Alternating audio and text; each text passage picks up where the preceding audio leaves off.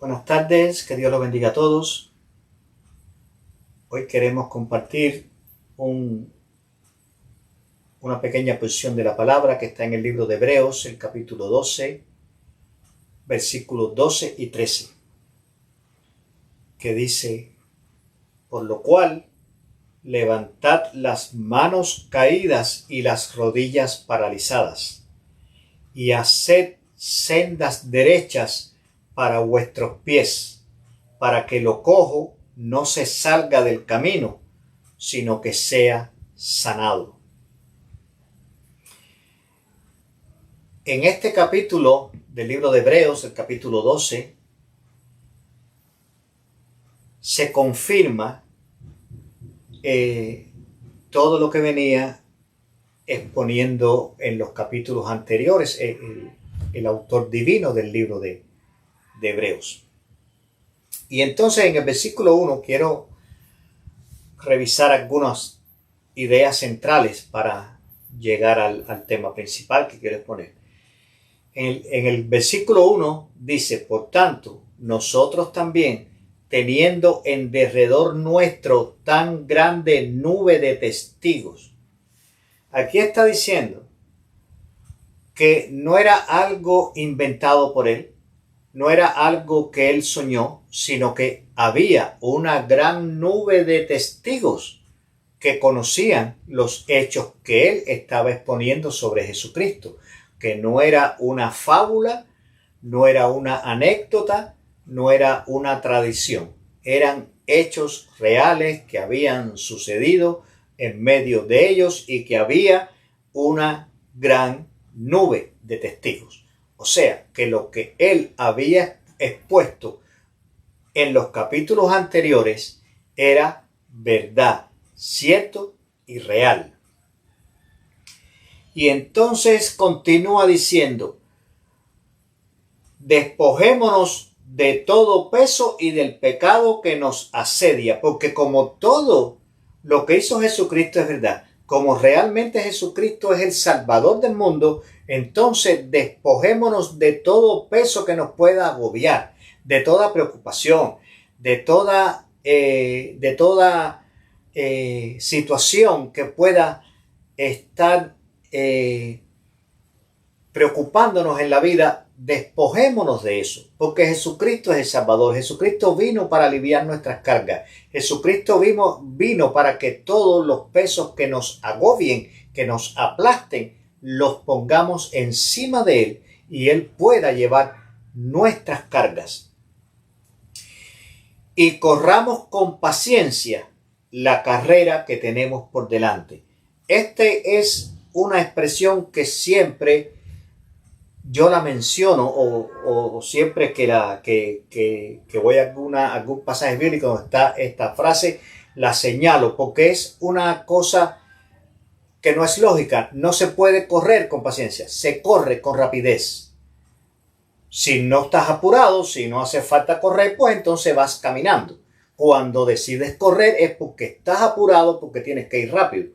Entonces dice: y corramos con paciencia, porque la carrera de la fe es diferente a las carreras naturales, a las carreras físicas que necesitemos hacer. La carrera de la fe se corre con paciencia, porque hay que ir poniendo atención a todos los detalles para no tropezar, para no caer, para no pasar por alto en una rapidez los mínimos, los pequeños detalles que Dios quiere que hagamos, que Dios quiere que cumplamos. Por eso la carrera de la fe se corre con paciencia, no con rapidez, sino con paciencia. ¿Por qué? Porque es los ojos puestos en Jesús. La carrera de la fe no se corre mirando el camino. La carrera de la fe se corre con los ojos puestos en Jesús,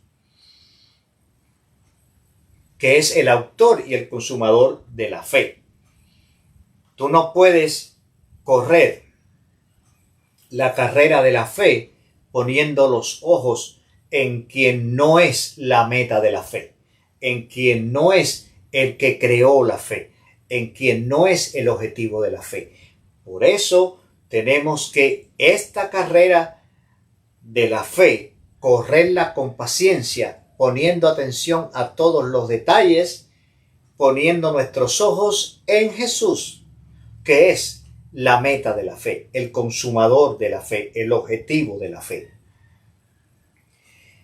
El cual, o sea, Jesús, por el gozo puesto delante de él, sufrió la cruz. Fíjense lo que está diciendo aquí. El cual por el gozo puesto de él sufrió la cruz. ¿Qué hay de gozo en sufrir? ¿Qué hay de gozo en todo el calvario, el vía crucis que tuvo que pasar Jesús? Obviamente, humanamente, naturalmente, no hay ningún gozo en eso, pero espiritualmente sí, porque estaba cumpliendo la voluntad de Dios. No importa lo que tengamos que sufrir, si estamos cumpliendo la voluntad de Dios, es un gozo. Cuando cumplimos la voluntad de Dios, cualquier cosa que pase es un gozo. Y Jesucristo, por ese gozo de saber que estaba cumpliendo la voluntad de Dios, de consumar el plan de salvación para la humanidad, sufrió la cruz, que era el punto final, conclusivo, donde iba a proclamarse la victoria total de Jesucristo sobre Satanás, sobre el pecado, allí en la cruz. Por eso sufrió. Todo lo que pasó lo sufrió, pero como un gozo, porque estaba cumpliendo con la voluntad de Dios. Y entonces en el versículo 4, porque aún no habéis resistido hasta la sangre, combatiendo contra el pecado, como Jesús. Nosotros combatimos el pecado con nuestra fe, con nuestra negación, con nuestra obediencia, no como Jesucristo, que llegó hasta el punto de dar su sangre para poder combatir y derrotar al pecado. Porque el Señor al que ama, disciplina. Esto es muy importante. Dios nos ama, pero nos tiene que disciplinar. Porque donde no hay disciplina, lo que hay es caos, desorden. Y las cosas en Dios tienen que ser ordenadas, enfocadas, planificadas, buscando un objetivo específico que debe desarrollarse de una manera ordenada, de una manera planificada, para que todo se cumpla como debe ser. Si soportáis la disciplina, Dios os trata como a hijos. Porque, ¿qué hijo es aquel a quien el Padre no disciplina? Si no estás dispuesto, si no estamos dispuestos, si no recibimos la disciplina de Dios, entonces no podemos ser llamados hijos de Dios. Entonces no podemos llamar a Dios nuestro Padre, porque no aceptamos su disciplina. Porque si se nos deja sin disciplina, de la cual todos han sido participantes, entonces no somos hijos de Dios, somos bastardos, porque no tenemos la disciplina de Dios. El que no tiene la disciplina de Dios es un bastardo.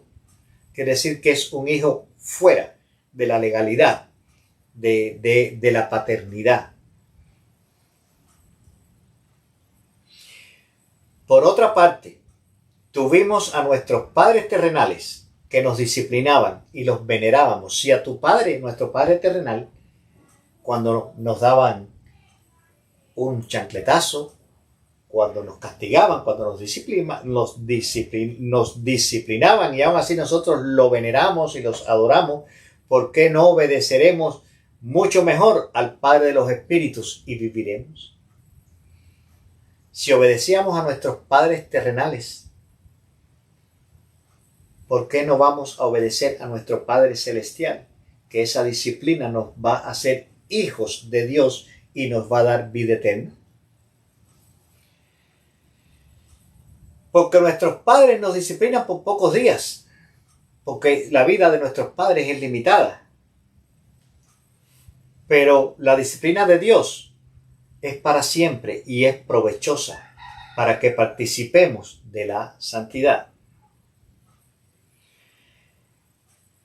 Y entonces llegamos al versículo 12, Hechos capítulo 12 y Hebreos capítulo 12 y Hebreos capítulo 13, que es lo que le quería comentar. Por lo cual, levantad las manos caídas y las rodillas paralizadas. Para poder recibir la disciplina de Dios, para poder ser llamados hijos de Dios, para poder entrar en la salvación de Dios y para poder tener vida eterna, por lo cual tenemos que levantar las manos caídas y las rodillas paralizadas. Las manos caídas significa cuando no estamos adorando a Dios. Tenemos que levantar las manos para adorar a Dios. Levantar las manos significa, primeramente, invocar al cielo y segundo, recibir del cielo. Levantar las manos es adorar a Dios para recibir bendición de Dios. Levanta tus manos caídas. Las manos caídas no agradan a Dios. Dios se agrada de las manos levantadas hacia Él, pidiendo bondad, pidiendo misericordia, pidiendo bendición. Adora a Dios, levanta tus manos hacia Dios, entrégale tu vida y pon todos tus asuntos en sus manos y en retorno vas a recibir la bendición, la solución y todas las cosas que tú necesites para que tu vida cumpla con los propósitos que Dios tiene para nosotros. Y hacer sendas derechas para vuestros pies. Tenemos que enderezar los caminos. ¿Hacia dónde te está llevando el camino que tú estás recorriendo ahora? Esa decisión que tomaste de ir por aquí, de ir por allá o de ir más allá, de cambiar de aquí, de moverte por allá, de venir para acá, de salir para el otro lugar. Todas esas decisiones que tú has tomado, ¿hacia dónde te llevan? ¿Son sendas derechas para vuestros pies? Tenemos que analizar todos los caminos que tomamos, porque si el camino que decidimos tomar, si el camino que decidimos recorrer no agrada a Dios, va a ser un camino de fracaso, va a ser un camino de derrota, va a ser un camino de pérdidas, va a ser un camino de sufrimiento y de dolor. Por eso es que tenemos que hacer sendas derechas para nuestros pies, porque en estas sendas derechas es donde Dios se va a proclamar como el Señor de nuestra vida. En estas sendas derechas es donde Dios va a manifestar todo el esplendor de su poder y de su autoridad en nuestra vida para bendecirnos, para disciplinarnos. La disciplina de Dios es una bendición. La disciplina de Dios no es castigo, es bendición. La disciplina de Dios no es para hacernos sufrir, sino es para hacernos felices. Haced sendas derechas para vuestros pies. Siempre dirijamos nuestros pies en sendas derechas. Sendas derechas son las que llevan a Dios. Las sendas derechas son las que caminan conforme a las instrucciones bíblicas, a las instrucciones de la palabra de Dios. Sendas derechas para vuestros pies, para que lo cojo no se salga del camino. Cuando caminamos por sendas derechas, nuestros pies están sólidos y estables, pero si nos salimos de esas sendas derechas, entonces vamos a comenzar a cojear, vamos a comenzar a tropezar, vamos a comenzar a caernos. Y entonces nos saldremos del camino. ¿Cuál camino? El camino de Dios. El camino que Dios ha preparado para nosotros. El camino de las sendas derechas. Para que seamos sanados. El único propósito que Dios tiene con nosotros es sanarnos espiritualmente, librarnos del pecado, físicamente, librarnos de la enfermedad y sanarnos de la muerte, dándonos vida eterna. Todo lo que hace Dios es con el objetivo y es buscando sanarnos, limpiarnos, liberarnos, sacarnos de todas esas malas situaciones en las que muchas veces nosotros mismos, andando por sendas no derechas, nos colocamos. Es muy importante hacer sendas derechas. Caminemos derecho delante de Dios. Andemos derecho delante de Dios. Hablemos derecho delante de Dios. Comportémonos derecho delante de Dios. No mires hacia afuera, mira hacia ti, que tú tienes que establecer las sendas derechas en tu vida. Las sendas derechas que tú tienes que establecer no es en la vida de los demás, sino es en tu vida. Por eso, mira lo que estás haciendo, mira lo que estás decidiendo, mira lo que estás pensando, mira cuáles son tus objetivos, cuáles son los logros que tú quieres alcanzar en la vida. Y que todo eso esté sincronizado y esté coordinado con la voluntad de Dios, con la palabra de Dios, con lo que Dios quiere, para que pueda suceder, para que sea para bien, para que resulte en fructificación. Porque todo lo que hagamos fuera de estas sendas derechas de Dios, todo lo que hagamos con manos caídas, todo lo que hagamos con rodillas paralizadas, no va a fructificar. Las rodillas paralizadas son las rodillas que no oran.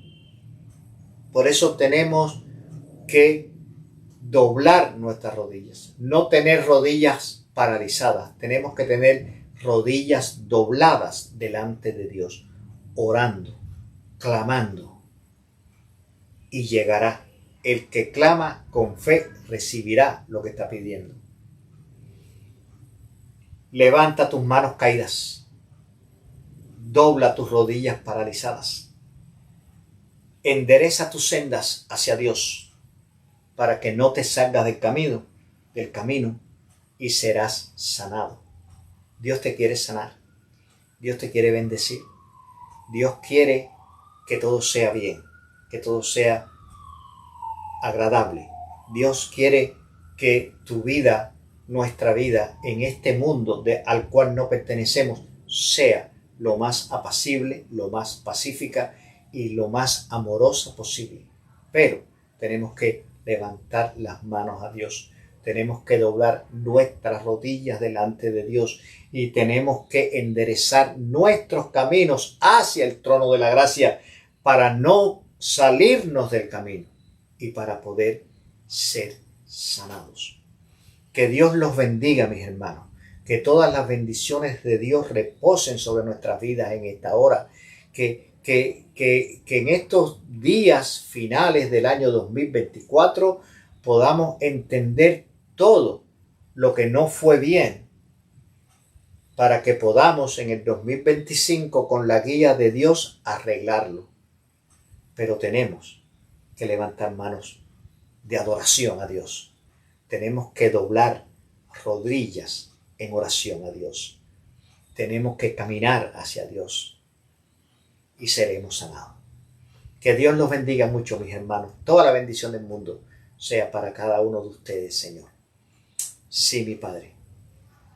Y como siempre les digo, nos vemos en la próxima meditación de la palabra. Que Dios los bendiga.